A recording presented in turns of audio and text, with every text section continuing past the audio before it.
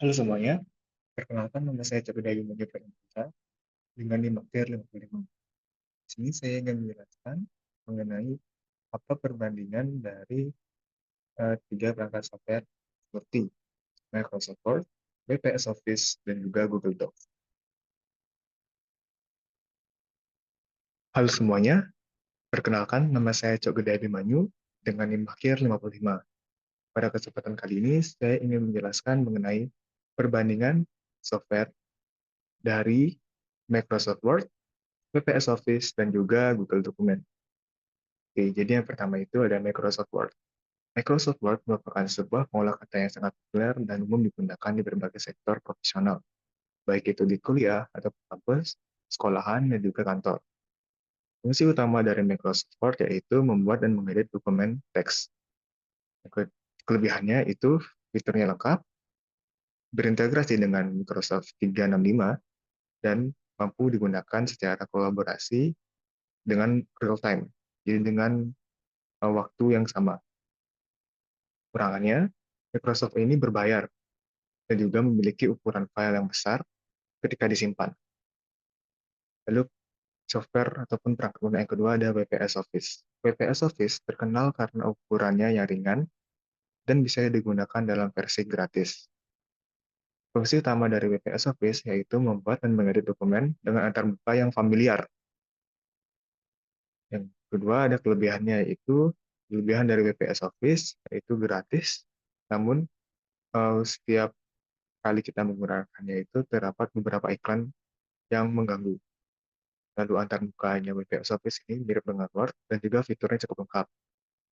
Kekurangannya itu beberapa fitur premiumnya itu terkunci dan juga berisi iklan pada versi gratisnya. Software yang ketiga itu Google Document. Google Document adalah pengolah kata berbasis cloud yang gratis dan memudahkan kolaborasi secara real time. Lalu ada kelebihannya yaitu yang pertama gratis dan dapat diakses di mana saja dan kapan saja. Fitur kolaborasinya yang dapat digunakan di sini di Google Document ini tergolong mudah. Nah, kekurangannya itu bergantung pada koneksi internet yang bagus dan juga fiturnya di sini lebih sederhana dibandingkan dengan di Word.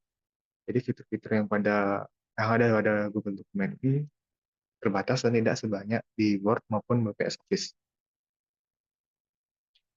Sekian penjelasan singkat dari saya mengenai perbandingan software ataupun peralatan.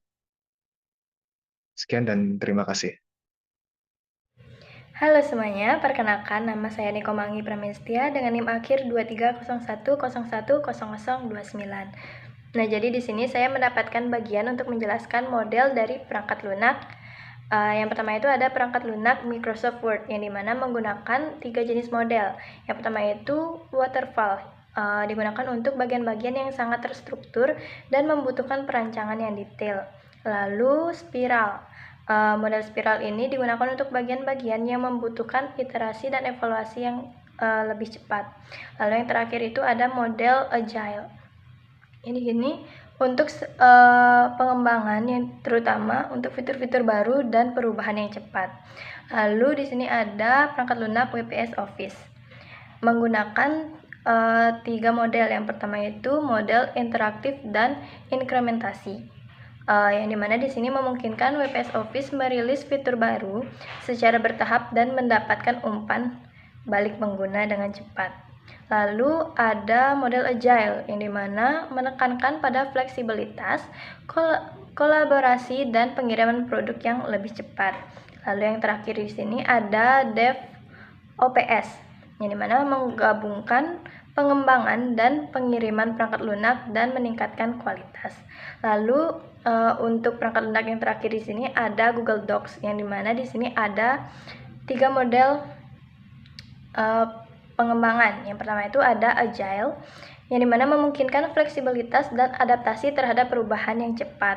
Lalu DevOps yang dimana memungkinkan integrasi yang erat antara pengembangan dan operasi sehingga Google Docs di sini itu dapat dirilis dan diperbarui dengan sangat cepat. Lalu yang terakhir itu ada model interaktif dan incremental yang dimana memungkinkan Google Docs untuk merilis pembaruan bertahap dan mengumpulkan umpan balik pengguna dengan sangat cepat.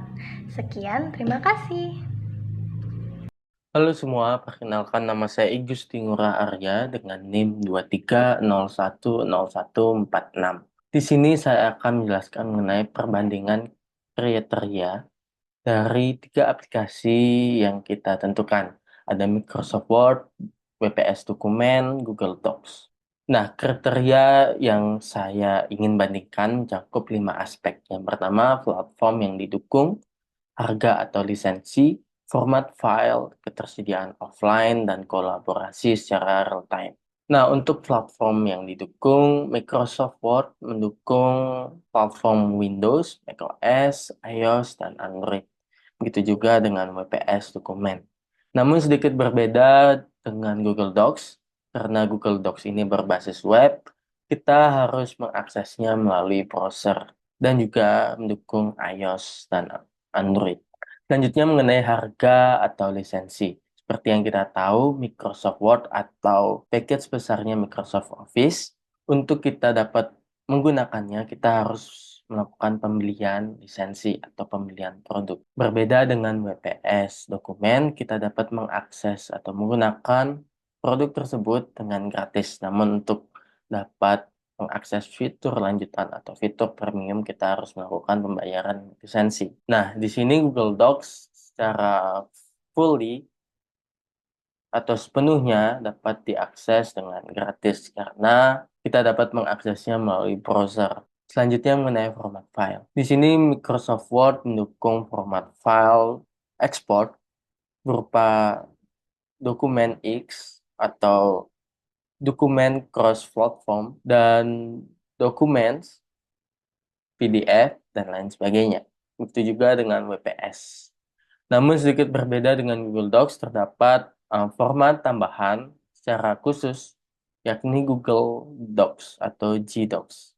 Nah, selanjutnya mengenai ketersediaan offline. Ketiga aplikasi ini dapat kita akses atau kita gunakan secara offline, namun sedikit berbeda dengan Google Docs. Di sini kita harus mengaktifkan pengaturan di browser yang kita gunakan untuk dapat menggunakan Google Docs secara offline. Yang terakhir, aspek kolaborasi secara real-time. Microsoft Word mendukung kolaborasi secara offline melalui OneDrive.